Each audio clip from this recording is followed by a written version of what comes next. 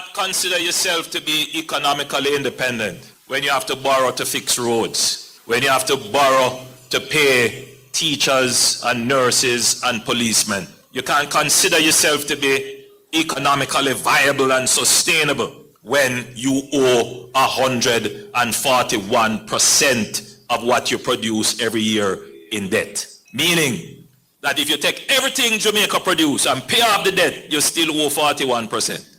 You can't consider yourself to be independent. Well, today, our debt compared to what we produce is 68%. That if we take everything we produce this year and say we're going to pay off the debt, we can pay off the debt and still have 32% left. Now you tell me that Jamaica is not different today than it was 10 years ago. Different, totally different Jamaica. It don't mean we don't have poor people. It don't mean we don't have bad houses and bad roads. But we are on a different pathway than we were before in that long struggle to prosperity.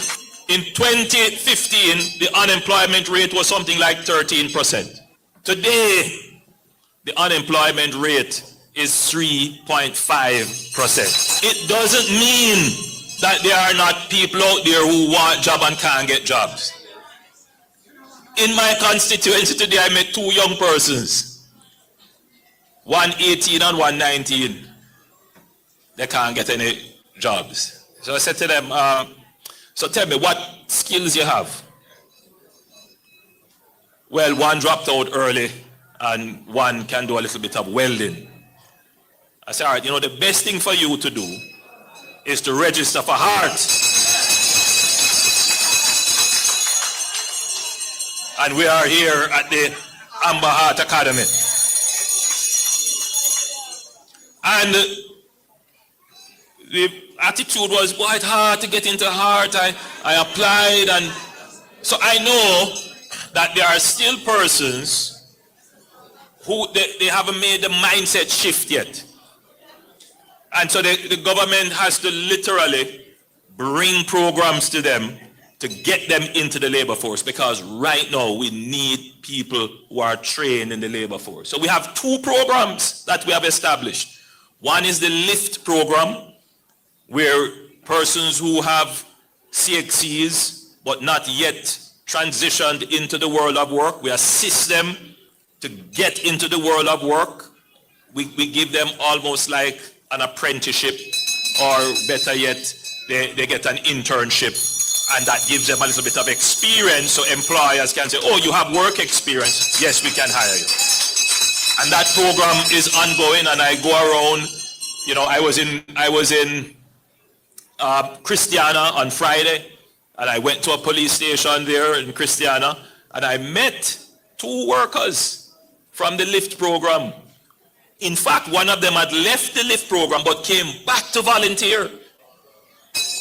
Yes. And we then set up another program called the CARE program, which would assist those who didn't have the CXCs but who are interested to work. They would get stipend and bus fare and lunch, you know. Very good. And so these are some of the programs that we are doing. But if you listen to some people talk, it's as if nothing has happened and nothing is going on. And what you have to be careful of is that those persons, some of them are not going out to seek the information. Some of them are very negative and pessimistic because they have been in the long struggle for so long that they can't reorient their minds to the new pathway that we are on, that they are very negative, and they feed into the negativity of the opposition that reinforces their negative outlook and keeps them trapped in a negative view when there are opportunities out there waiting for them, if only they would relieve themselves of the negative burden and just reach out and get those opportunities. And so those persons, we are not giving up on them. We are still reaching out to them and say, please, my friends, choose Jamaica. Choose to be positive. You know, I could go down a list of the things that show that we are in a different era now. But the one thing I'm going to mention is that 10 years ago, if we polled this group and we said to you, the current murder rate per 100,000, meaning how you interpret the murder rate, is that if 100,000 persons were gathered, how many persons in that 100,000 would be killed, be murdered? 10 years ago, the murder rate would be somewhere between 45 and 49 per 100,000. So there's a useful statistic to compare what is the probability of within a population of 100,000, how many persons are likely to be killed in country A versus if you gathered another 100,000 people in country B. So the murder rate in the United States, if you take 100,000 people there, it would be something like 3.6. In Jamaica, 10 years ago, it was between 45 and 49. See how high it was? But if I polled inside here and I said to you, do you believe that the murder rate in Jamaica would fall in 10 years? My guess is that 70% of the people would say no. Because even now there are those who still refuse to believe that crime and murder is going down. Because we have been in this long struggle for so long, we have reoriented our minds to the changing reality. But I read a comment, a rather belated comment, by someone who, you know, I will reserve my commentary on this person. But the comment is that they welcome the reduction in murders, but the government can't take any credit for it. It's the work of the police, and that the government starved the police of resources, which is why it took them so long. And when I read it, I really wondered, in what world does this person exist? Does he believe that people take him seriously? The truth is that there are a set of Jamaicans who do. There are a set of Jamaicans who believe it. And so when I speak, I don't take it for granted that everyone is reading from the same fact sheet. There are those, and you know them, who believe that nonsense. But facts are facts. This administration has spent 3 times what previous administrations have spent. This administration has spent $90 billion on national security in our 9 years, compared to $28 billion from our previous administration, 2007 to 11, and from 2012 to 2016. 90 billion versus 28 billion. And you might be saying, where is that money? Well, as you drove up to come to this lovely conference hall, you saw a beautiful police station that was built under this administration. Our former Minister of National Security is here with us. His name is Bobby Montague. And in 2018, he announced that a new autopsy suite would be built. And our new Minister of National Security yesterday had great pleasure in opening the most modern autopsy suite in the Caribbean, right here in Jamaica. And that was not a little bit of money. The number of police stations that we have repaired, we have increased the size of the police force. The police force is now at its, what they call establishment of 14,000. We have literally moved the army from somewhere about 5,000 to 8,000. We have totally refleeted the security forces. when you talk about border security and protection, when you talk about the ability to have aerial surveillance, radar systems, the introduction of technology, no other government has done that. Today, our national security apparatus is stronger than it has ever been in the history of Jamaica. I used to say, and I have to be careful how I speak because, not everyone appreciates it or understand what you're saying. And you can see it sometimes when the media captures what you're saying, they don't necessarily get the essence of everything. And so you have to repeat and say it over and over again because some of the issues are very complex issues that are not going to be easily understood immediately the first time you say it. But taking a break here and back with more of the Prime Minister's presentation from West Rural St. Andrew last Friday. It's a paid political broadcast paid for by the Jamaica Labour Party.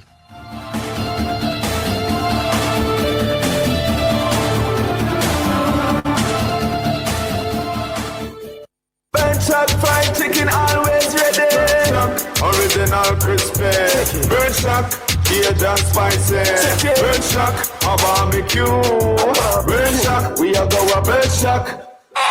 The time brought to you by Burchak Fried Chicken in Kingston, Montego Bay, and Ocho Rios is 7:49. At Hawkeye, our mission is to deliver cutting-edge security solutions to help you keep track of the things you value most. The temperature by Hawkeye is 27 degrees Celsius in Kingston, 27 degrees Celsius in Montego Bay, 23 degrees Celsius in Mandeville. At Kia, driving your future means joining the movement that inspires. Whether it's the small but mighty Picanto hatchback or the top-of-the-line tech-rich Sorrento SUV, there's a Kia that perfectly fits your lifestyle and your budget. ATL Automotive has gotten Jamaicans behind the wheels of thousands of Kias for the past 7 years. And we're ready to get you behind the wheel of a Kia too. Simply visit the nearest Kia showroom for a test drive now.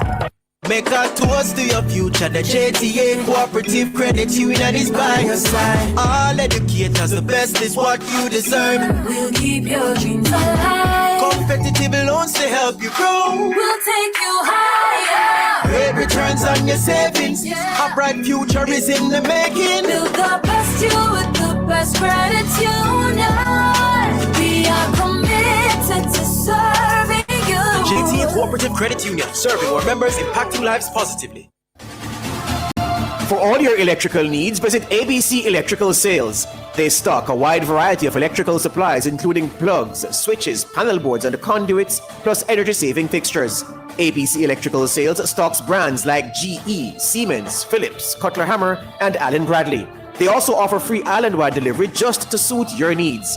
Visit them at Shop 8, Hagley Park Plaza, Kingston 10, or call 876-754-3714-5 or 876-754-3825-8. ABC Electrical Sales for a better choice in the electrical business. You've led teams, built businesses, and influenced change. Now, lead research that transforms your field. Apply now for the University of the Commonwealth Caribbean's Doctor of Business Administration or Doctor of Professional Practice. Flexible, research-based, and designed for working professionals. All UCC programs are accredited by the University Council of Jamaica. Learn more and apply online at ucc.edu.jm. UCC, fostering leadership and innovation.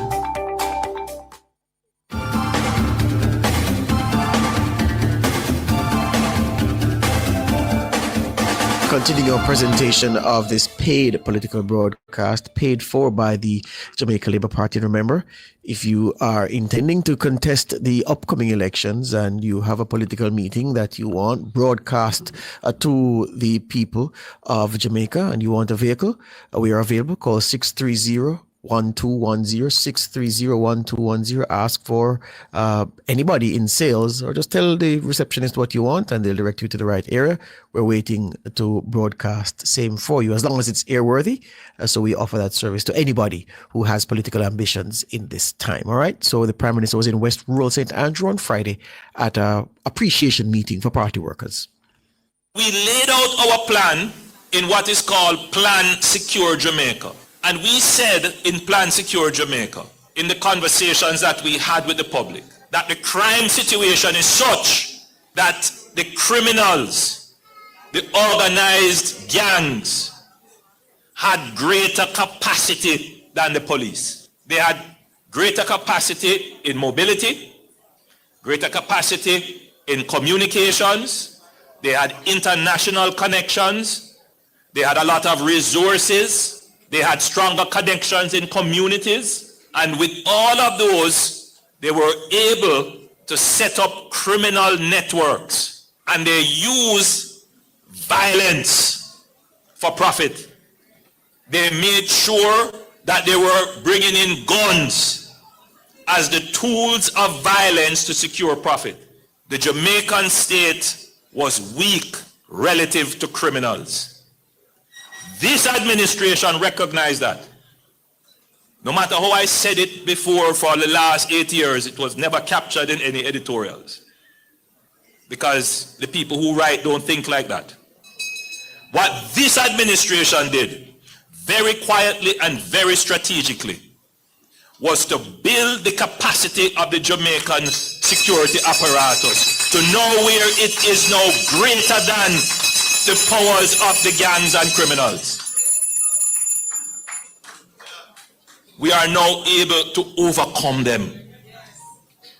So they commit crimes and believe we don't know, or we're not going to find them. They believe we don't have the forensic to find them. They believe we don't have the intelligence to know what they're doing. They believe we don't have the communications to hear what they're doing. They believe we don't have the ships, the maritime patrol vessels, the maritime patrol aircraft to see what they are doing. We have built out the capacity and we will continue to build it out. There must be no gang that is stronger than the Jamaican state. No criminal that can challenge the Jamaican state.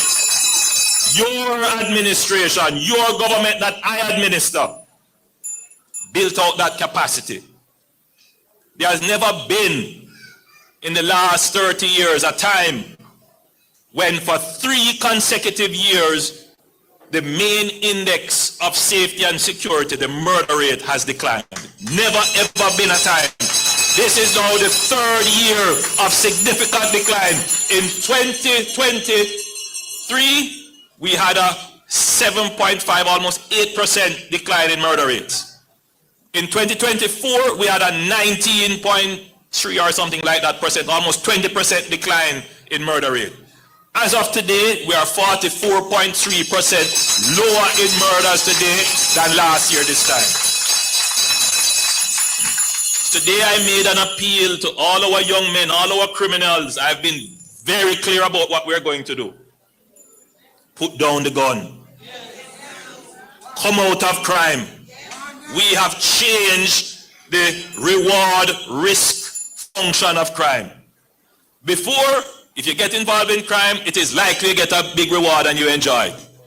Not so today. And not only have we invested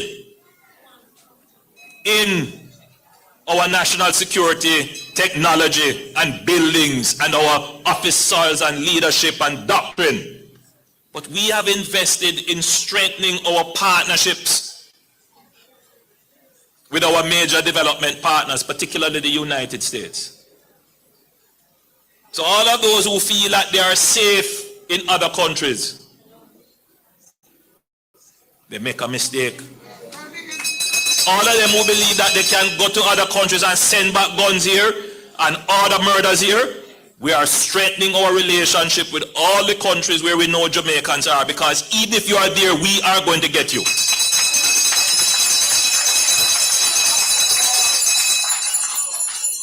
So we must have peace in Jamaica. That long struggle, right, in the 1960s, our murder rate was lower or about the same as the murder rate of the United States. It started to rise in the 70s, leveled off in the 80s, and then got out of control in the 1990s.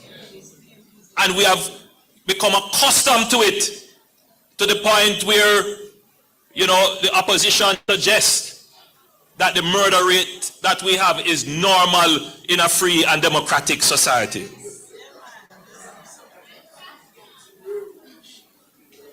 To the point where they don't believe that there is a national emergency. Well, I don't see it that way. And I stood up for that. And now today, we are on our way to being able to sleep with our windows and doors open. Because that is the true destiny of Jamaica, that we must be a safe and peaceful country because we are a peaceful people. So, Jamaica 10 years ago is not the same as Jamaica today. Jamaica today is on the path. We are better than we were 10 years ago. The last thing I will say to you is a reduction in poverty. Poverty meaning the absolute measure of poverty. So somewhere if you earn about $290,000 a year, you're considered to be absolutely poor. 18% of the adult population, well, 16% of the adult population in 2023 would have been considered absolutely poor. The latest statistics show that now only 8% of Jamaican adults are considered absolutely poor. So under this administration, absolute poverty has been cut in half. Now, as I put all of this on the table, I am the first to say to you, we have accomplished a lot, but we still have a lot more to do.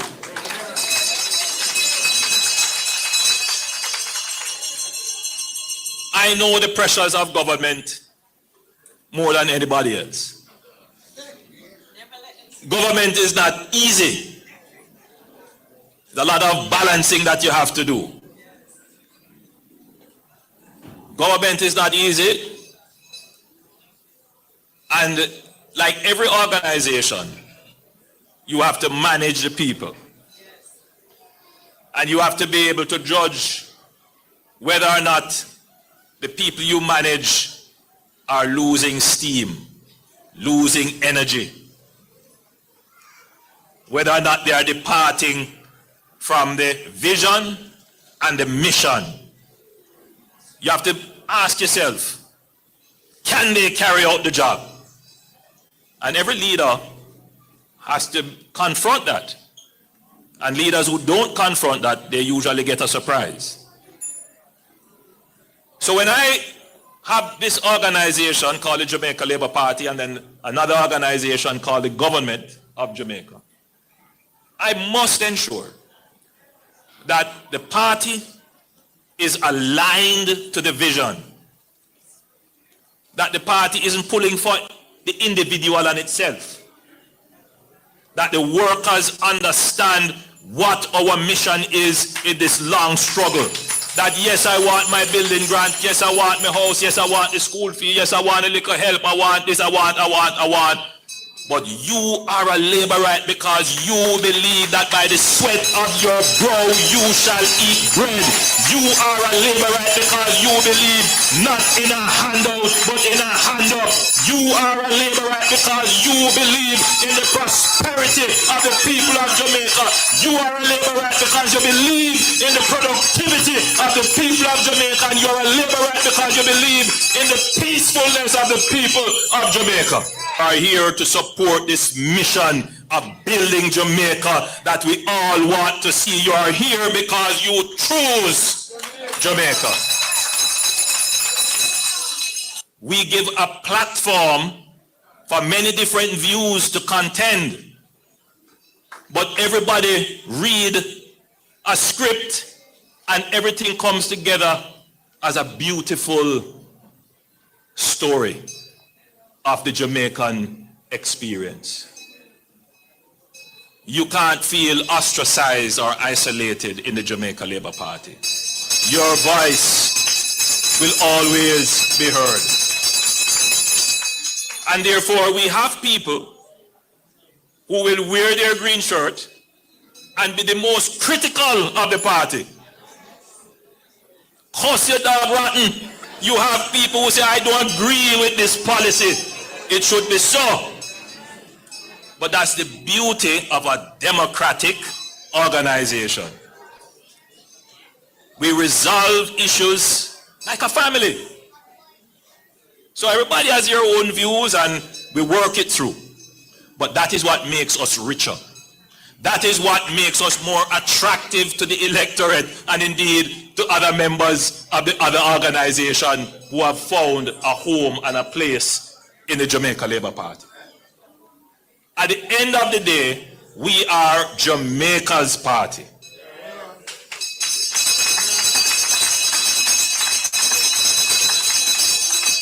And you are part of that great mission, that great movement to ensure that we achieve the virtuous cycle of peace, productivity, and prosperity.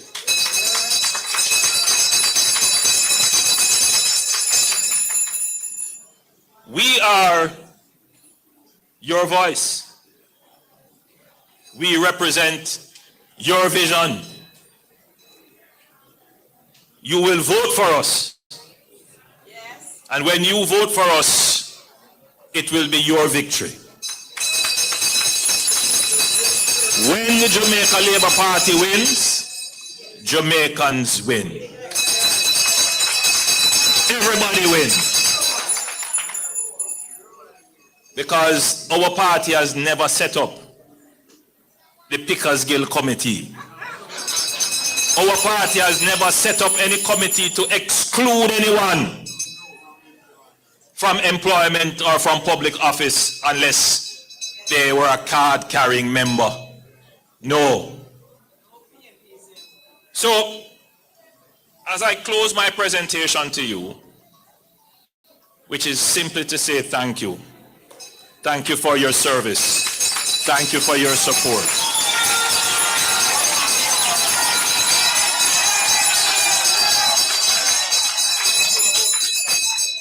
After consulting with the chairman of the party and the deputy leader for this area council, having discussed the very tragic circumstances under which one of our workers was abducted in southeast St. Andrew.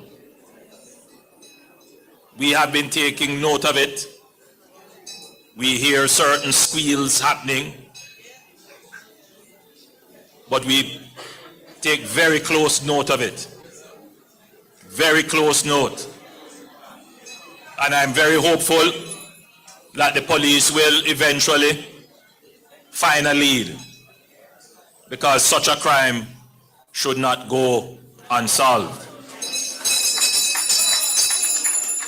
And so we have decided that we will put up a reward for information of $3 million Jamaican dollars for information leading to the arrest of those persons who abducted our worker. We find it a very troubling occurrence, and we do not intend to stop until we find out who are the people behind it. So with that, my family, again, I say thank you.